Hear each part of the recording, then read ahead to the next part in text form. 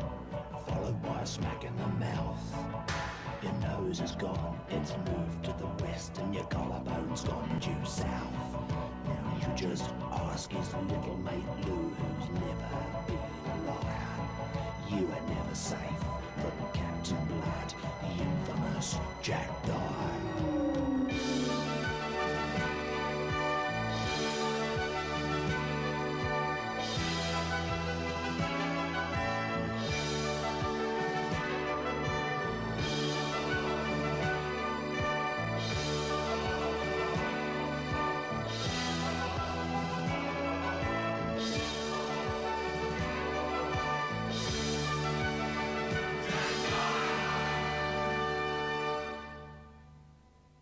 The man is a living legend.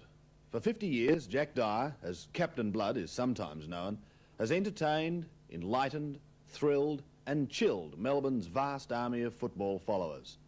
Over a record 310 games with Richmond, the captain left behind a trail of broken collarbones. And since his retirement, has split dozens of sides with his homespun philosophies and non-stop assault on the English language. During the football season, some of Jack's friends got together to roast the captain. Between them, they know the man intimately. Jack Dyer, the schoolboy, the footballer, the policeman, the commentator, and the living legend that the man has become. The host for the Jack Dyer roast, Ron Casey. And it concerned a Richmond-Melbourne match on the Melbourne ground when Jack Dyer, at full flight, as described by Mike Brady, connected a Melbourne player, knocked him unconscious. The stretcher came out. The players loaded onto the stretcher and taken back towards the visitors' race, towards the Melbourne race. As he went past the captain of the Melbourne side, Dr. Don Cordner looked at the player, the Melbourne player, and folded the blanket over his head. You can imagine what that did to JD. The bell rang for half-time. It was bells in those days. Jack couldn't get off the ground quick enough, raced up the visitors' race, straight into the Richmond room, straight to the then president of the Richmond Football Club. There was a man called Ray Dunn, who was a top lawyer and specialised in criminal actions. Went straight to Ray Dunn and said, "Ray, my God, I've murdered that fella." Ray Dunn said, "Jack, relax, get through the half-time interval, go back, win the game for us, and I'll get you off on manslaughter." Our first roaster, who better to talk about one of football's rogues than Bob Davis? Anybody who calls himself an automobile consultant and a car broker, I ask you. He holds the unique distinction of being the only Victorian coach to have lost on the MCG.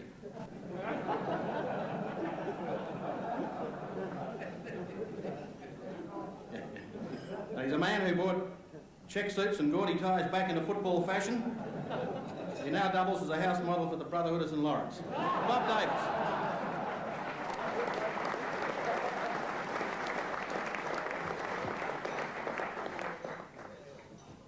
Thank you very much, Ron. That was delightful. Now, I'm not at all unhappy about the first roast that I'm going to give over. Being one of the premiership coaches on the panel with Jack Dyer, I suppose that I'm allowed to say that Jack Dyer, to the coaching profession, is what Ron Casey and Doug Elliott are to Weight Watchers.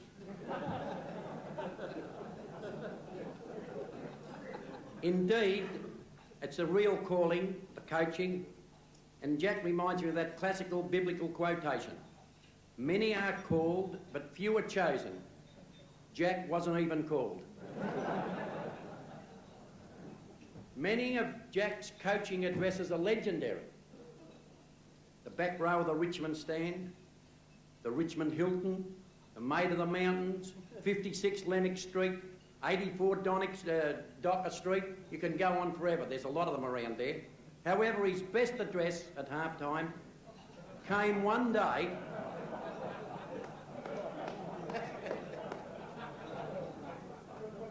after he'd had his 25th wedding anniversary. And this day the Tigers were going woefully, going in half-hearted, as a matter of fact. And they came in at half-time, all dreading what the captain was going to say to them. And they sat there in stunned silence as the captain started off. Well, fellas, last night it was my 25th wedding anniversary. And if you so-and-sos would try as hard in the second half as I tried last night, we'd win this bloody game by 20 goals.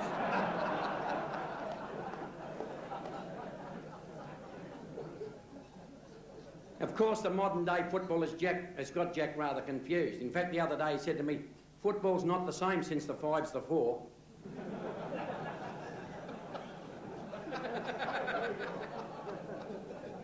He said one night at training to all his team, he said, all you blood just get out there, and he said, I want you to pair off into 3s.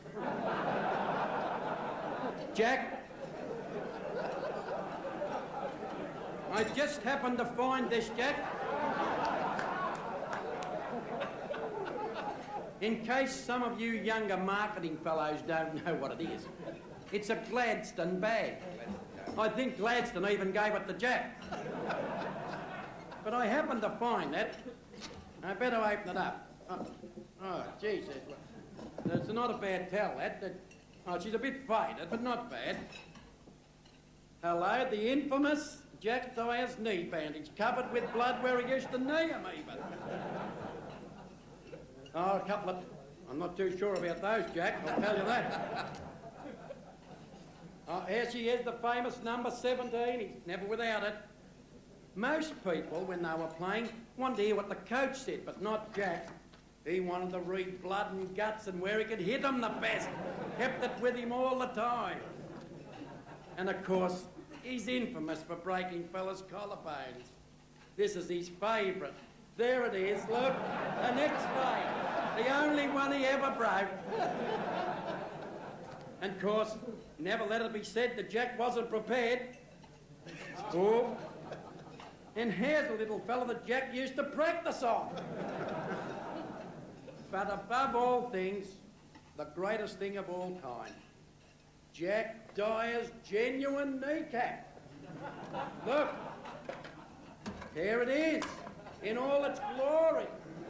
There's his cartilage and his medial ligament, his lateral ligament. I don't know what these are. Genuine, right from the old-time doctors that looked after Jack. Jack, you were my first interstate captain and coach.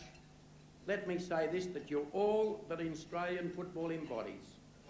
You are a tremendous competitor, you're loyal to Richmond and to Victoria, and above all, off the field, you're a genuine gentleman, and I thank God that you're one of my friends. Thank you very much. Well done.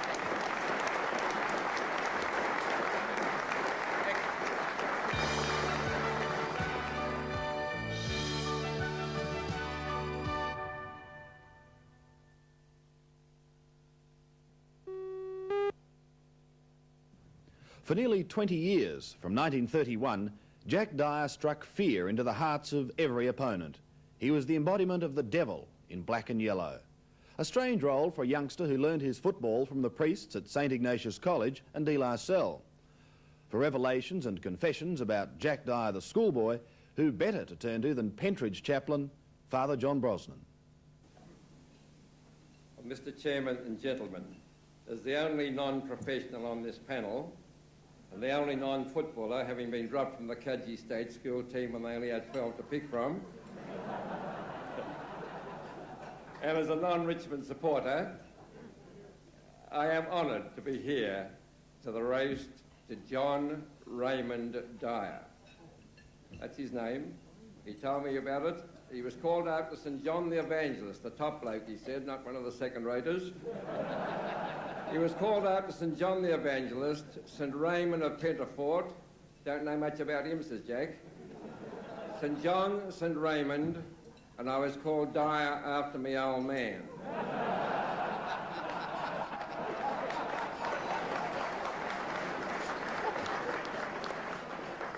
At least I think so and I hope so, he said. Well, I've been asked to speak about Jack, I think, as a student at St Ignatius and as a priest at St Ignatius. Well, now, the stories about Jack's scholastic attainments, there's a bloke at the university doing his master's degree writing a thesis on the academic career of Jack Dyer. There are two things from that I gained, rather three things. Brother Peter told Jack that as an academic he was hopeless, but a footballer he had a future. And this is something you don't know, and a scoop for the newsmen. After Mike Brady sat down, Jack told me, and I was the first to hear it, he's going to sue Mike Brady. So there's a scoop. But the other scoop is this, and fair dinkum. Ian Wilson, don't be disillusioned about it all, but Jack nearly went to Xavier, not as an academic, but as a footballer. Was almost a public school boy. But now the things about Jack that I learned are these. It is not true, as Lou Richards often says, that Jack's failed in plasticine. He almost failed. He had to do a supplementary in it, as a matter of fact. But the most telling thing about Jack at St. Iggs is that he had the sling to get out of third grade. But after that he went on well because he was a big boy and he ate well. As they'd say in the racing stables, he was a good doer. And Jack grew so big that they had to promote him each year because the desks were not big enough for him. He slept a lot in school, and brother Peter, who was a French student, often quoted to Jack the words of the famous French philosopher that Napoleon so often quoted and loved, that he who eats well and sleeps well can do nothing else. But Jack wasn't as bad as that. Those malapropisms that Doug Elliott often uses, calling marijuana marinara, those I think are more for effect. But Jack went to another school in Richmond, a school that a lot of us who were around there, Lou and I was in Richmond for many years in Collingwood, we went to the University of Hard Knocks. It was a school of philosophy, homespun Australian philosophy, a la C.J. Dennis. And it was close to the truth and as scientific as Descartes, Schopenhauer, Wundt, Hegel, even Aquinas, Plato and the great Aristotle. But the first of those axioms Jack usually lives up to on the world of sport, and on Thursday night with Lou and Bob trying to toss him. The first axiom was this: a good horse never stumbles, a good wife never grumbles, a good player never fumbles, and a good mug never tumbles.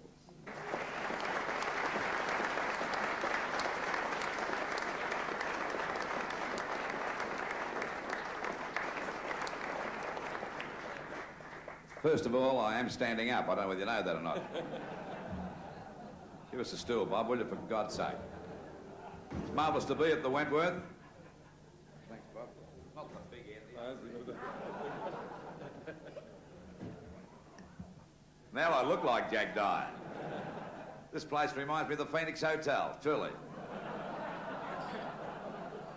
Don't laugh, we remodeled the Phoenix just recently. We put 2 new telephone books in the toilets. Went sophisticated and put the pink ones in the ladies. But I feel very proud to be here to roast Jack because I've got a tremendous feeling towards ruckmen. They're all dumb. And Jack's no exception, I'll tell you that now.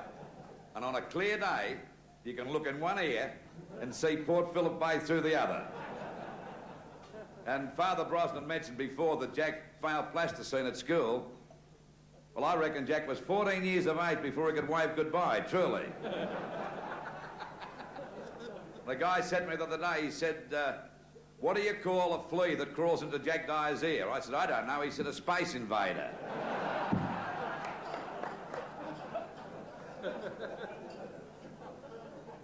When Jack played at Richmond, he was a sensational footballer, and they had a great side, but they'd won a premiership.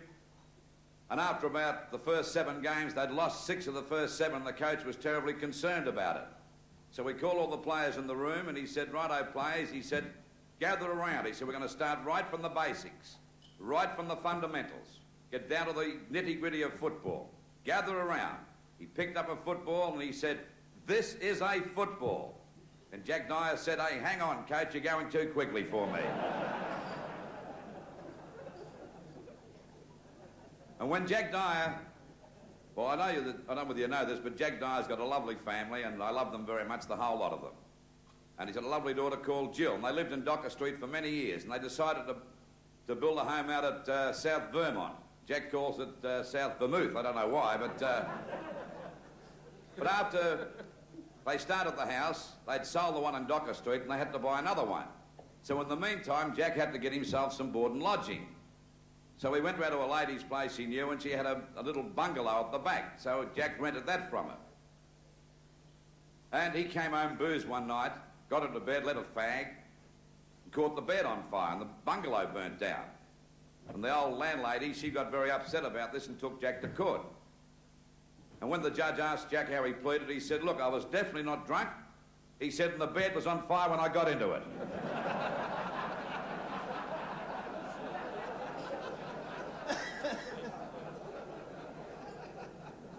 And we were sitting there the other day, just before World of Sport started, not World of Sport started, league team started, doing rehearsal. Which takes 3 hours. We've got to get the bottle tops up pretty quickly, Jack, haven't we?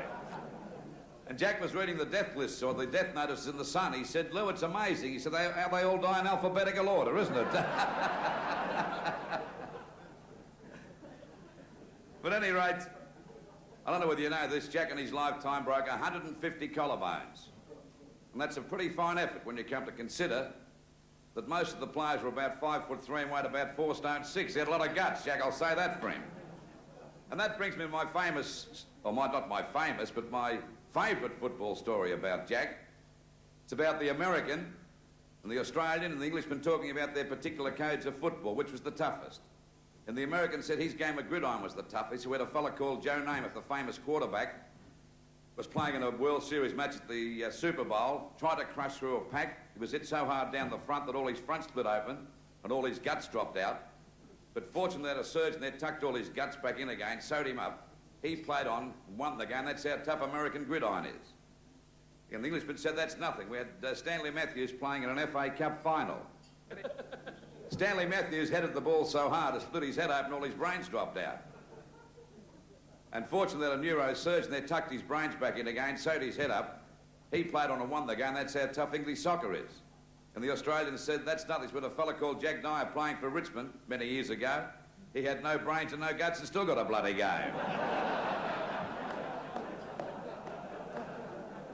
Jack, I've worked with you for 20-odd years now, and I've formed a great friendship, a friendship that I treasure very much. And I hate saying this to you because people will think we're a bit odd. I love you. And I think you're terrific. And God bless you, Jack.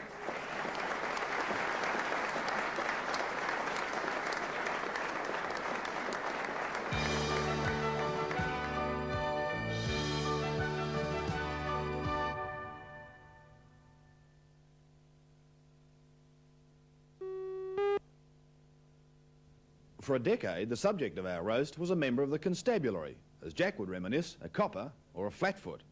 They were hard days, but Jack survived.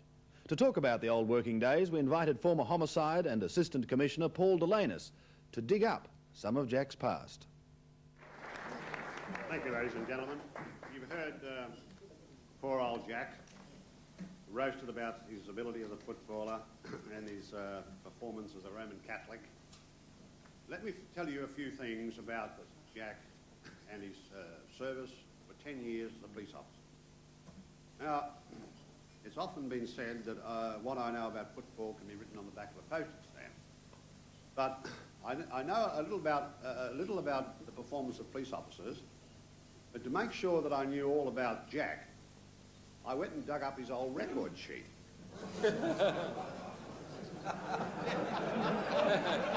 Coffee, Jack? And am I going to have a picnic?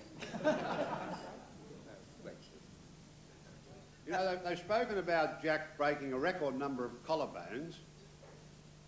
I think they said that he broke 7 collarbones in one season and none of them were his own. And I think the grand total, as Lou mentioned it a while ago, was something like 150, is that right, Lou, or more? 156. Well, I can tell you confidentially that he broke a lot more than 156 collarbones in the police force. Now, before I left the office, the person in charge of the property office, here are all handcuffs. Says, police property office. Property of First Constable Jack Dyer, number 9070. Found in Old Ma Brown's brothel, which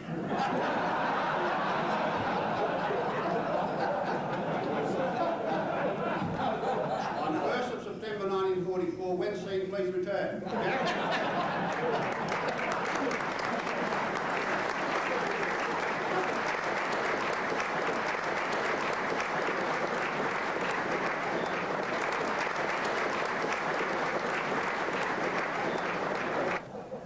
Jack, of course, was a famous coach at Richmond. He coached Richmond for 11 years. That is a club record. Along with Tom Hafey, also coached Richmond for 11 years. And it's interesting that their careers were very, very similar. Jack took Richmond from the top to the bottom, and Tommy took them from the bottom to the top. Now also, Jack had a lot of success, of course. He coached the 1943 Premiership side. Now that wasn't a very easy job, because it was during the war, and Richmond only had 11 players and the opposition 9. Jack, of course, has been in football such a long time that people are always asking him questions and that, and the other day he was asked in an interview what was his view on AstroTurf replacing grass. And Jack said he didn't know, he's never smoked AstroTurf.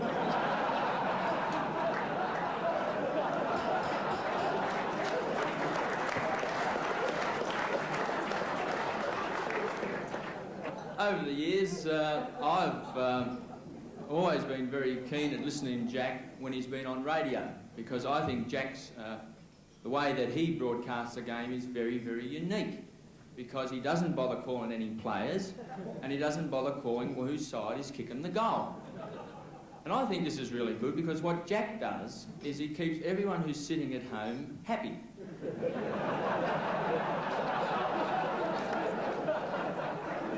Because they don't know whether they're winning or losing. Now, I'm not a football commentator or a broadcaster, but I can give you about a 10-second piece on Jack Dyer broadcasting the football. And Jack goes something like this. The umpire comes in, he's the man in white, he's got the whistle, up goes the ball, the ruckman knock it to the ground. Thank you very much, he says, as he picks it up and kicks it right down to the teeth of goal. And ho-ho, if you don't mind, umpire, he's put it right through the centre for 4 points.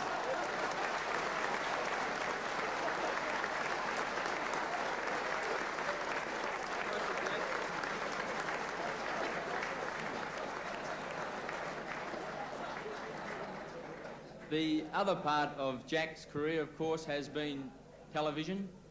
And I've watched Jack many times on television, and I feel the way that he handles the new recruits when they come on World of Sport is magnificent. And I've actually written down here the 13 important questions that Jack asks the new recruit when he comes on World of Sport. And they are in this particular order, because Jack always gives them in the same order as not to confuse himself. The first question he asks them is, what's your name? How old? How high? How tall? How heavy are you? What do you weigh? Can you kick both feet? Can you kick 1 foot at a time? Can you turn both ways? Can you turn back the other way? You don't get where the ball ain't, do you? Who do you play with? Richmond. I think you've got a future, son.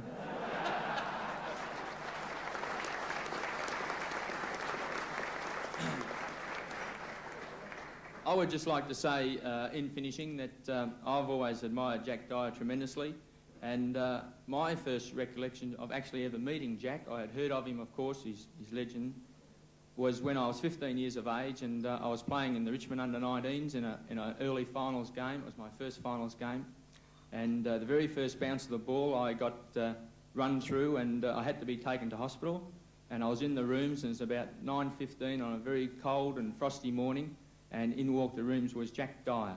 Now, to a 15-year-old boy, to see someone like that walk into the rooms and come up and inquire how you're feeling and seeing how you're going, and talking with me there before I was taken away in an ambulance was certainly something that I never forget, and I feel that it's something that shows the quality of the man. Thank you very much.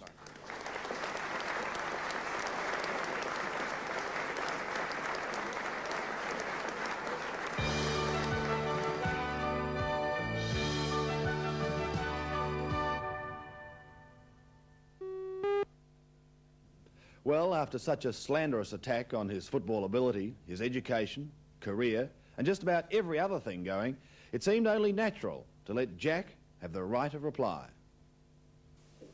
Gentlemen, it worries me. When I heard Kevin Bartlett speak, where do they get their bloody scriptwriters from? He couldn't say a word when I first met him. All he stared with his stuck eyes at you and saying, well, let's have a look at this little bloke. He'll never make one. But that's how it goes. And I just want to say a few words because after all those speeches, well, you don't want to hear from me much at all. First of all, you might think I'm calm here, but I'm paddling like a bloody duck underneath, you know.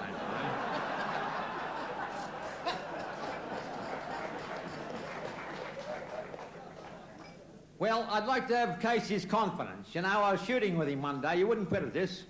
I went shooting with him. He thought he was a good shot, you know. And bang, he went, black duck going past, and kept flying. He said, well, there goes a dead duck. I said, yeah. Gee, I said, that is real confidence.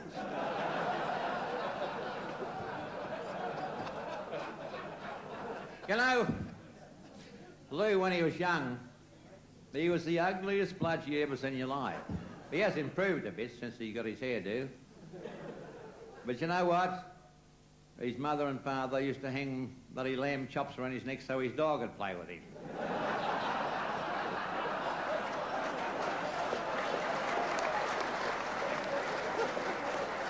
They got rid of Davis down there very shortly too.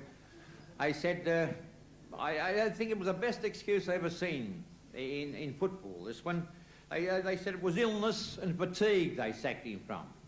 Illness and fatigue. How nice they put it down, Geelong. You know what they meant? The supporters were sick and bloody tired of him.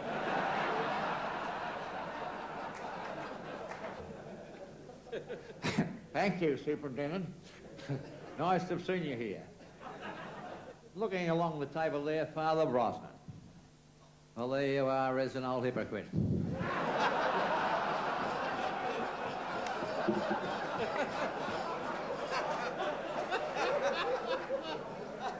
He has listened to more language than I've ever heard in my life, and he said, don't swear today. Looking at that dirty little flea down there, at Bartlett. The funny thing, he went home the other night, you know, Bartlett. He thinks he's smarty too, you know. Said to his wife, you know what wives and footballers are like, they don't listen to one another when they talk. And she said, went to see Dr. Sarago today. He said, oh, don't tell me we're going to have another kid. Gentlemen, I've been wound up, and I want to thank you very sincerely because it's been a great day for me, although I've put up with a lot of baloney, I must admit that, and you've got to be good to do that. But, you know, when I came from Yarra Junction, I never thought I'd be a hero. I never thought I'd be a star. It just turned out that way. And gentlemen, in conclusion, I was only an ordinary superstar. When it's all boiled down, I was only an ordinary one. And it's been great. A football life in football, I think, is one of the great things. You make so many friends, and there's so many here today. And I might say it's very, very glad to see you. I'm not a sentimental sort of a guy. As a matter of fact, I am a little bit. But it's lovely to see you here. I do hope you had an enjoyable day. It's been tremendous. And I think I've reached now what a sculptor said after sitting in the dressing room once, and he's just shown off his best bit of work. It was perfect. And his friend come in and he was crying, the sculptor. He said, what are you crying about? That was perfect, absolutely bloody perfect. He said, that's what I'm crying about. I can't do any better. Gentlemen, thank you very much indeed.